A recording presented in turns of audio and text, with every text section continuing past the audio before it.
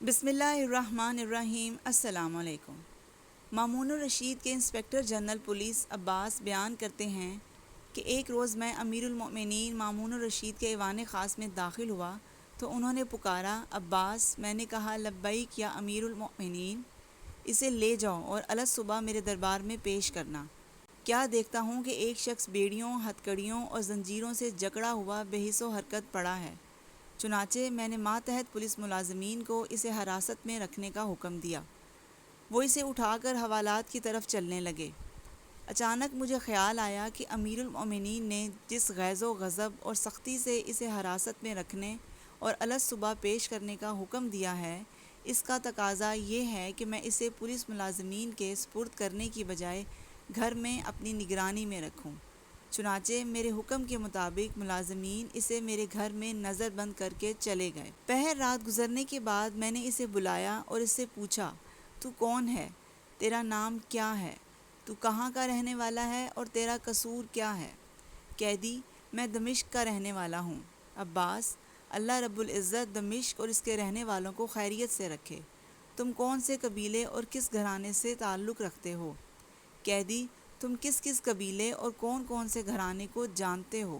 عباس، تو فلاں قبیلے کے فلاں آدمی کو جانتا ہے؟ قیدی، جب تک آپ مجھے اس آدمی سے اپنی دلچسپی کا سبب نہ بتائیں گے، اس وقت تک میں آپ کو اس کے متعلق کچھ نہیں بتاؤں گا۔ عباس، اس آدمی سے میری دلچسپی کا سبب سنو۔ میں کسی دور میں گورنر دمشق کا افسر تھا۔ وہاں کے لوگوں نے گورنر کے خلاف بغاوت کر دی۔ معاملے کی سنگینی دیکھ کر گورنر دمشق پنجرے میں لٹک کر قلعے سے اترا اور اپنے ساتھیوں سمیت فرار ہونے میں کامیاب ہو گیا۔ ان فرار ہونے والوں میں بھی تھا۔ مجھے پکڑنے کے لیے میرے پیچھے لوگوں کا جتھا مسلسل دوڑ رہا تھا، البتہ میں انتہائی تیز رفتاری سے دوڑتا ہوا ان کی دسترس سے باہر ہو کر ان کی آنکھوں سے اوجھل ہو گیا۔ اسی دوران میں اس آدمی کے گھر کے سامنے سے گزرا تو اس سے درخواست کی، میری مدد فرمائیے، اللہ آپ کی مدد فرمائے گا۔ اس نے مجھے اپنے محل نما مکان میں داخل ہونے کا حکم دیا۔ جب میں داخل ہوا تو اس کی بیوی نے مجھے فوراً مقصورہ میں داخل ہونے کا اشارہ کیا۔ اسی دوران مجھے مکان کے گیٹ پر لوگوں کا شور و غل سنائی دیا، جو مالک مکان سے کہہ رہے تھے کہ واللہ وہ شخص تیرے گھر میں داخل ہوا ہے۔ اس نے کہا، تلاشی لے لو۔ چنانچہ لوگ اندر داخل ہو گئے اور انہوں نے مقصورہ کے علاوہ باقی گھر کا کونا کونا چھان مارا۔ پھر وہ آپس میں مشورہ کر کے کہنے لگے کہ وہ اس مقصورہ میں ہوگا، تو مارے خوف کے میری ٹانگیں کپ کپانے اور دل پھڑپھڑانے لگا۔ اس کی بیوی نے، جو کہ میرے پاس کھڑی تھی، جرأت کی اور انہیں سخت سست کہا، جس کی وجہ سے انہیں اندر داخل ہونے کی جرأت نہ ہوئی اور وہ باہر نکل گئے۔ مجھ پر ایسا خوف اور وحشت طاری ہو رہی تھی کہ میری ٹانگیں میرا بوجھ برداشت کرنے سے جواب دے گئیں۔ وہ آدمی باہر دروازے پر کھڑا ہو گیا اور اس کی بیوی مجھے حوصلہ دینے لگی، ڈرو نہیں، آرام سے بیٹھ جاؤ، اللہ تعالیٰ نے آپ کو ان کے شر سے محفوظ کر لیا ہے، اب آپ امن و سکون سے رہیں۔ جس پر میں نے ان کو ڈھیروں دعائیں دیں۔ اس کے بعد وہ اللہ کا بندہ مجھ پر مسلسل لطف و کرم اور محبت و مودت کے یادگار موتی برساتا رہا، یہاں تک کہ اس نے میرے اندر سے بیگانگی کا احساس ختم کر دیا۔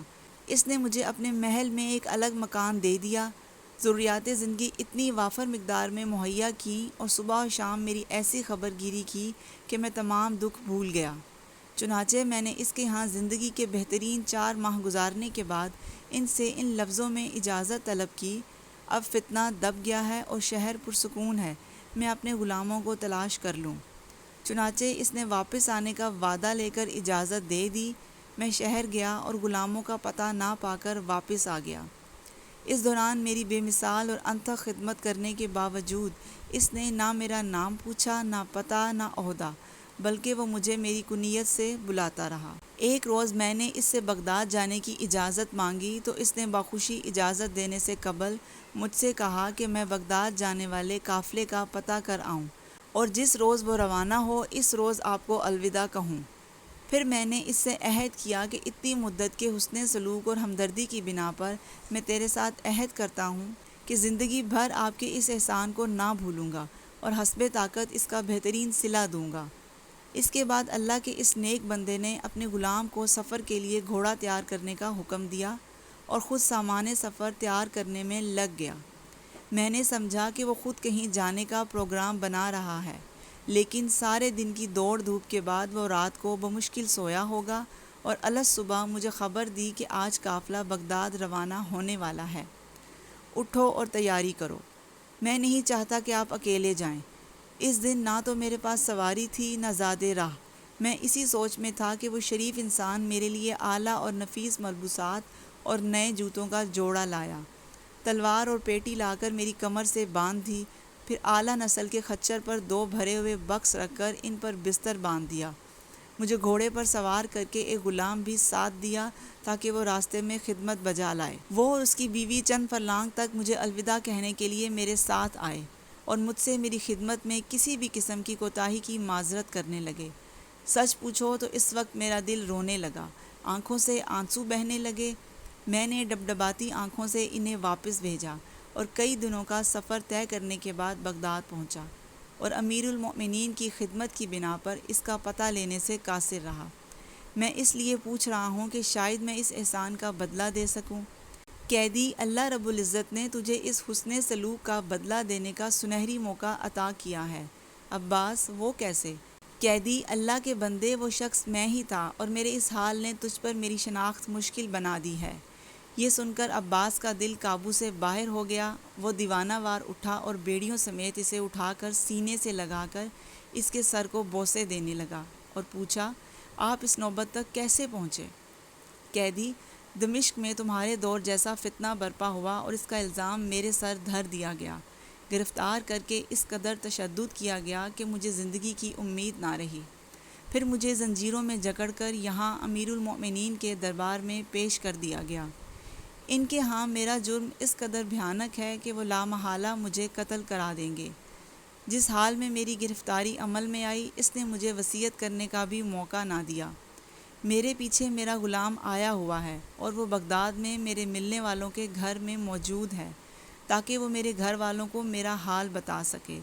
اگر آپ اس احسان کا بدلہ دینا چاہتے ہیں تو اسے بلائیے تاکہ میں موت سے پہلے اسے وصیت کر سکوں۔ اگر آپ نے ایسا کر دیا تو عہد وفا پورا ہو گیا۔